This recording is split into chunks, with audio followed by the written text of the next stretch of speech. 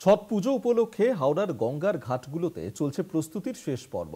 রবিবার হাওড়া, রামকৃষ্ণপুর, বিচালি, টোপি এবং শিবপুর ঘাট সহ একাধিক ঘাট পরিদর্শন করলেন রাজ্যের খাদ্য প্রক্রিয়াকরণ দফতরের মন্ত্রী অরূপ রায়।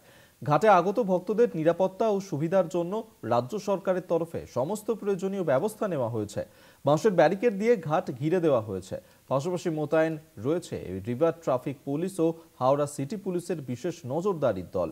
সিসিটিভি ও ড্রোন ক্যামেরার মাধ্যমে চলবে সর্বক্ষণ নজরদারি। এছাড়াও প্রতিটি ঘাটেই থাকবে মেডিকেল ক্যাম্প। ছট পুজো উপলক্ষে হাওড়ার বিভিন্ন গঙ্গার ঘাট পরিদর্শনে এলেন খাদ্য প্রক্রিয়াকরণ মন্ত্রী অরূপ রায়। অরূপ রায় বিভিন্ন ঘাট পরিদর্শন করে নিরাপত্তা বিষয়টা খতিয়ে দেখলেন।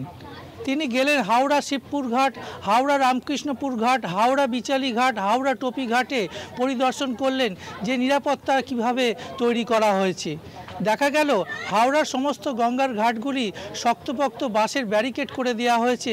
পাশাপাশি হাওড়া সিটি পুলিশের তরফ থেকে বেশ কিছু নজরদারি হবে। গঙ্গাবক্ষে যেরকম নজরদারি হবে, সিসিটিভি ক্যামেরায় নজরদারি হবে, পাশাপাশি ড্রোন ক্যামেরাতেও নজরদারি করা হবে যাতে কোনো রকম অপ্রীতিকর ঘটনা না ঘটে।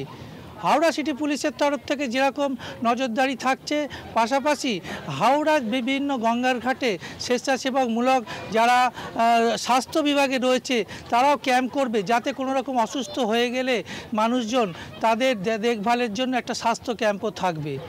অর্থাৎ হাওড়ায় ছট পুজো উপলক্ষে বিভিন্ন গঙ্গার ঘাট পরিদর্শন করলেন মন্ত্রী অরূপ রায় এবং পুরোপুরি নিরাপত্তা বলয় কীভাবে তৈরি হয়েছে এবং কিভাবে এই ছট পুজো সুষ্ঠুভাবে সম্পূর্ণ হবে সেই বিষয় খতিয়ে দেখলেন।